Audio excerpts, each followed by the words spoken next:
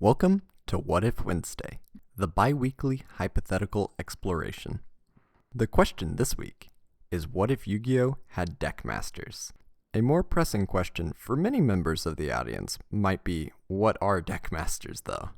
Which is totally understandable, since they come from a filler arc about 20 years ago.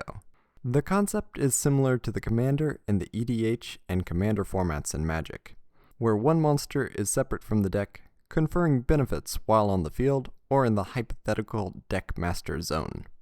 The rules around deck masters are a little hazy, so I'm going to outline what is presented in the anime and then interpolate from there. First question is, what monsters qualify to be a deck master? Main deck monsters like Judgeman, Deep Sea Warrior, and Shinato, King of a Higher Plane, are all eligible candidates, but so are Flame Swordsman and Super Robo Yaro, which seems to open up the door for extra deck monsters as well. For most Synchro and Link monsters, this seems reasonable, but XC monsters are more complicated since they require materials to use their effects. Maybe the monster could start with the recommended number of materials. For example, Levier the Sea Dragon starts with 2 material, but then what would have to be detached? Pre-selected cards from the deck, maybe? In Magic, any legendary creature can be a commander, but Yu-Gi-Oh! Does not have such a convenient super type. Practically, Konami would probably have to print special deck masters for this purpose, especially since the anime monsters gain additional effects. These effects appear to remain continuous whether the monster is on the field or in the ambiguous deck master zone, which is somewhere behind the player based on the anime.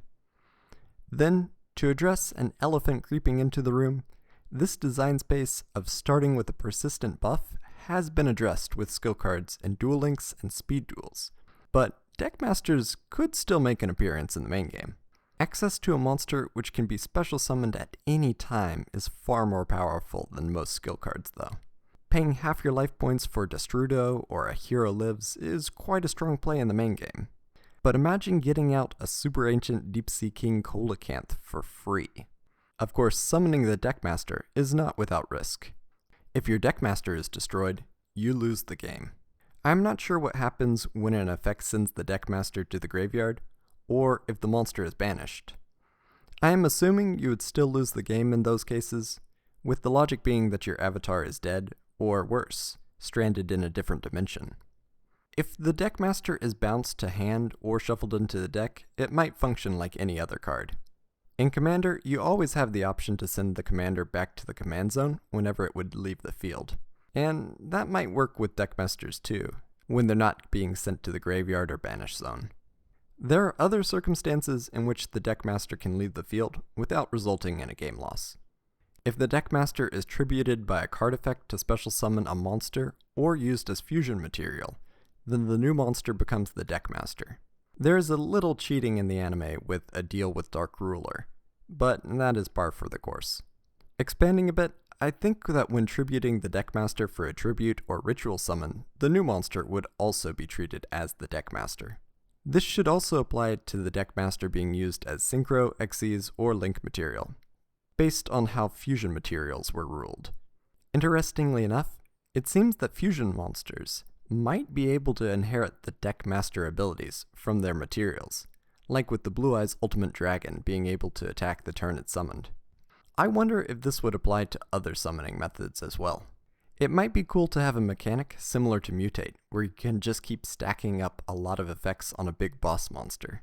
But like Mutate, that might be even harder to balance. There are a few more rulings, but those deal with multiplayer games. So, moving on to predicting some of the impacts of the main game if Yu-Gi-Oh! Were to introduce the deck master mechanics. I think there are 2 routes for implementation: letting existing cards act like deck masters or creating brand new deck master retrains. I will address existing cards first. There may have to be a restriction on what cards are allowed to be deck masters, such as story-relevant characters like Freed or Dark Ruler Hades. But let's assume any monster is an option. I imagine a lot of players would gravitate to floodgate monsters like Genzo, Spellcanceller, Majesty's Fiend, Vanity's Fiend, and most devastating, Vanity's Ruler. Locking players out of traps, spells, monster effects, and even special summoning is strong and can have a disproportionate impact based on deck building.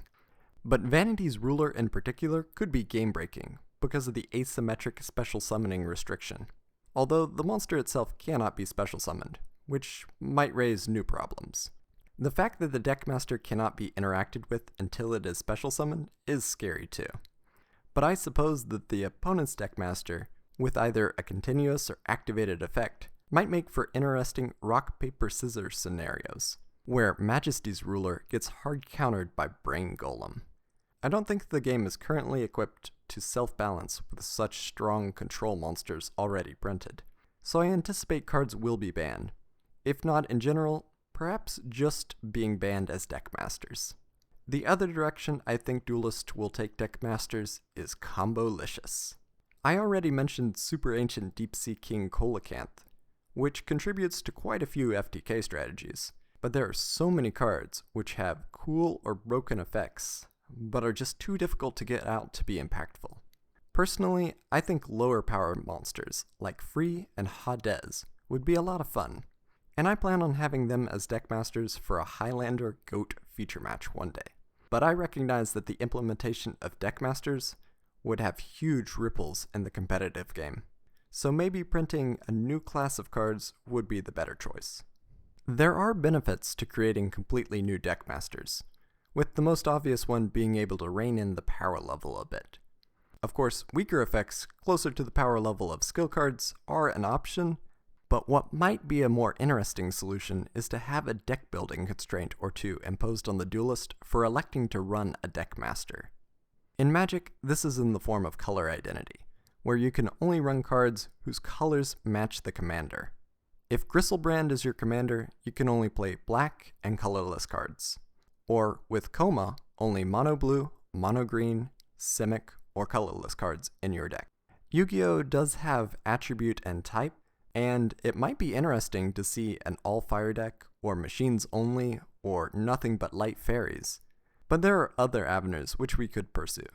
Perhaps no spells, or restricting the deck to just even or odd ranks and levels. Ging Greymane and Baku the Moon Eater in Hearthstone pose a similar deck building restriction, and those cards offer an example of the delicate balancing act. Would running Deckmasters be mandatory?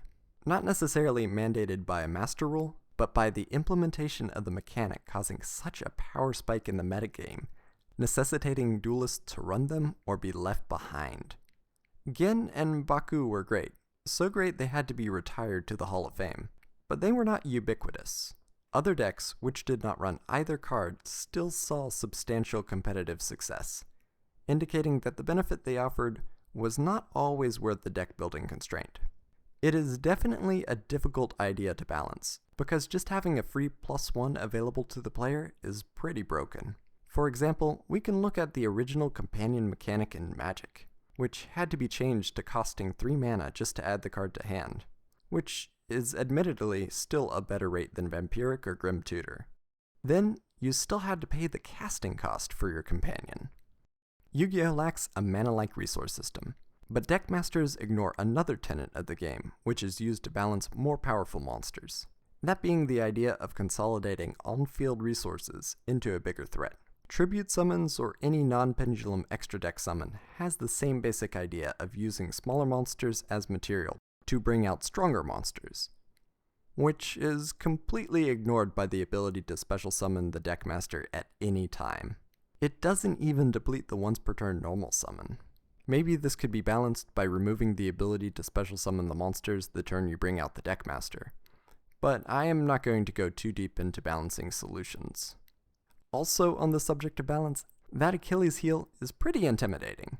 Instantly losing the game to a bottomless trap hole can't feel good, and might push players more toward the floodgate functionality of the Deckmasters, with no intent of special summoning them, with no intent of ever bringing them onto the field. If my opponent tributes my Deckmaster for a Kaiju, does the Kaiju become the new Deckmaster? That is a philosophical question for the ages, and it is just one of the many when it comes to Deckmasters.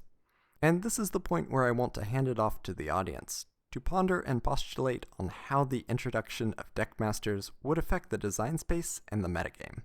I am planning on making another follow-up video based on answers to this hypothetical, as well as other questions which might be raised in the comments. I'll see you then.